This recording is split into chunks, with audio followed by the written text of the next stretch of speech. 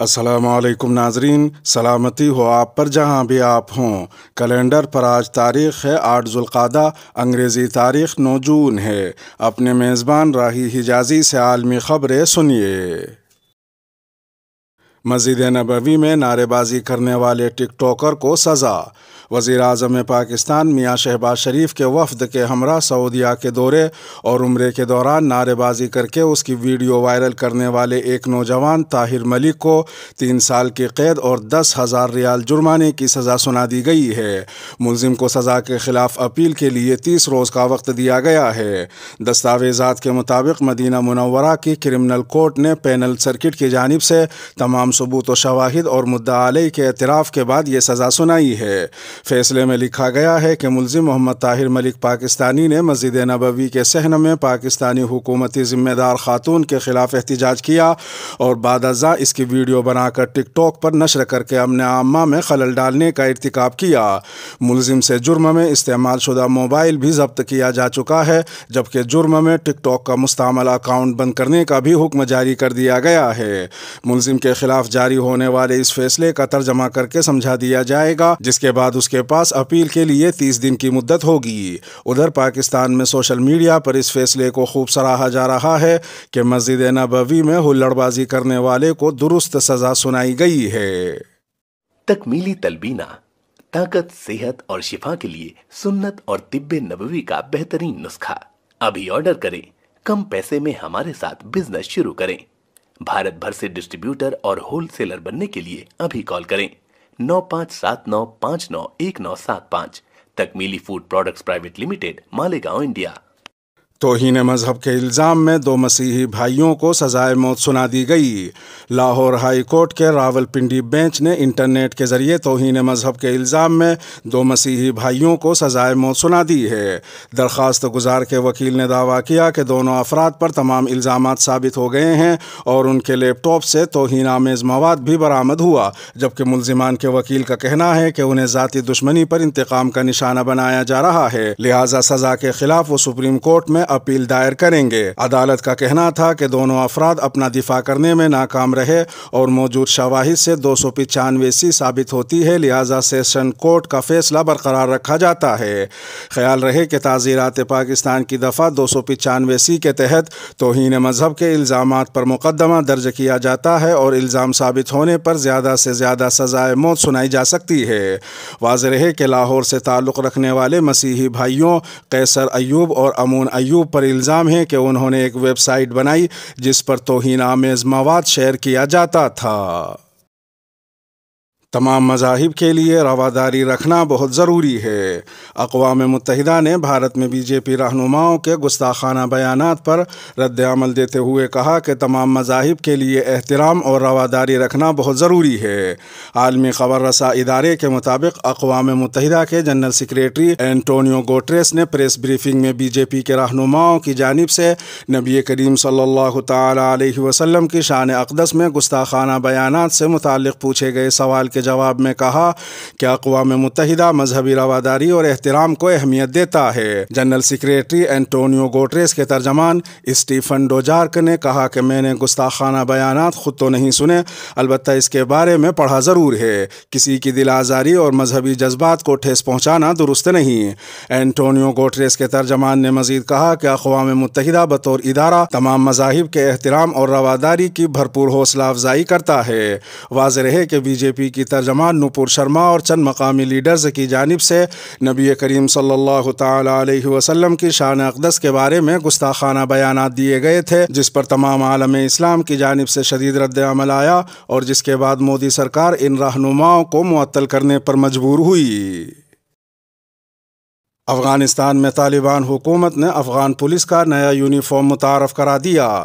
عالمی خبر رساں ادارے کے مطابق افغانستان میں طالبان کی حکومت کی وزارت داخلہ نے ایک پریس کانفرنس میں افغان پولیس کے نئے یونیفارم کی رونمائی کی، جو اشرف غنی کے دور کے یونیفارم کے مقابلے میں 70% کم لاگت پر تیار ہوا ہے۔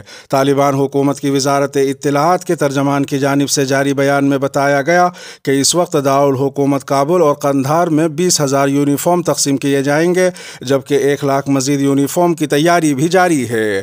وزارت اطلاعات کے ترجمان نے مزید بتایا کہ افغان پولیس کے یونیفارم کی تیاری کا ٹھیکہ مقامی کمپنی کو دیا گیا اور ٹھیکے میں شفافیت کو برقرار رکھا گیا، جس کی وجہ سے لاگت میں 75% کمی آئی۔ ادھر ایک دوسری خبر میں افغان فضائی کمپنی آریانہ ایئر لائن نے کفایت شعاری مہم کے تحت $1 لاکھ امریکی بچا لیے۔ افغان فضائی کمپنی کے اعلامیے کے مطابق اس کی ایئر بیس کا پروسیس پہلی بار افغانستان میں ہی کمپنی کی اپنی تکنیکی ٹیم اور عملے کے ہاتھوں $2 لاکھ امریکی کی لاگت سے 28 دنوں میں کامیابی سے پائے تکمیل کو پہنچا، جبکہ اس سے قبل چیکنگ کا یہ عمل بیرون ملک $3 لاکھ امریکی کی لاگت سے کروایا جاتا تھا۔ گستاخانہ خاکے بنانے والے اخبار پر حملے میں ملوث ہونے کا شبہ، اٹلی میں متعدد پاکستانی گرفتار۔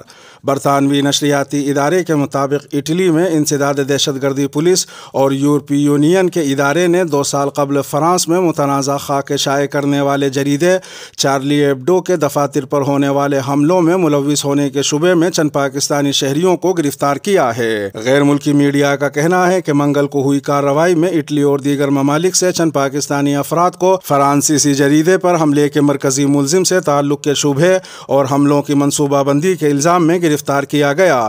حکام نے گرفتار ہونے والے افراد کی تعداد نہیں بتائی۔ واضح رہے کہ فرانس میں 2020 میں پاکستانی شہریت رکھنے والے 18 سالہ ظہیر حسن محمود نے چھریوں کی مدد سے 2 افراد کو زخمی کر دیا تھا۔ انہوں نے اپنے اقدامات کو میگزین کی جانب سے گستاخانہ خاکوں کی دوبارہ اشاعت کا نتیجہ قرار دیا تھا۔ چند سال قبل 2015 میں انہی گستاخانہ خاکوں کی اشاعت کی وجہ سے 7 جنوری 2015 کو 2 فرانسیسی مسلمانوں نے پیرس میں فرانسیسی اخبار کے دفتر پر فائرنگ کی تھی، جس کے نتیجے میں میگزین کی مدیر اور 4 معروف کارٹونسٹ سمیت 12 افراد ہلاک ہو گئے تھے۔ فلسطین کے مسئلے کی جڑ اسرائیل کا جبری قبضہ اور تشدد ہے۔ اقوام متحدہ کے انسانی حقوق کونسل کے اعلیٰ سطح کے تفتیش کاروں نے اپنی رپورٹ میں انکشاف کیا ہے کہ فلسطین کے مسائل کی جڑ دہائیوں سے جاری اسرائیل کا جبری قبضہ اور شہریوں پر بہیمانہ تشدد ہے۔ عالمی خبر رساں ادارے کے مطابق اقوام متحدہ کے انسانی حقوق کونسل کے تفتیش کاروں نے فلسطین میں اسرائیلی مظالم سے متعلق اپنی 18 صفحات پر مشتمل رپورٹ جمع کرا دی، جس میں انکشاف کیا گیا ہے کہ امن کے لیے فلسطینی زمینوں پر اسرائیلی قبضہ ختم کرنا ضروری ہے۔ تفتیشی ٹیم کے سربراہ ناوی پیلے نے بتایا کہ اس رپورٹ کے لیے ماضی کی تحقیقات کا بھی جائزہ لیا گیا۔ انہوں نے کہا کہ اسرائیل کی جانب سے عالمی قوانین کی خلاف ورزیوں کا احتساب ہونا چاہیے تھا، لیکن ماضی میں بھی ہماری سفارشات پر عمل نہیں کیا گیا۔ ناوی پیلے نے مزید کہا کہ ماضی کی سفارشات پر عمل نہ کرنے سے ثابت ہو گیا کہ اسرائیل اپنا غاصبانہ قبضہ ختم کرنے کا ارادہ نہیں رکھتا، اور اس بار بھی اسرائیل نے انسانی حقوق کمیشن کی تحقیقات میں تعاون نہیں کیا۔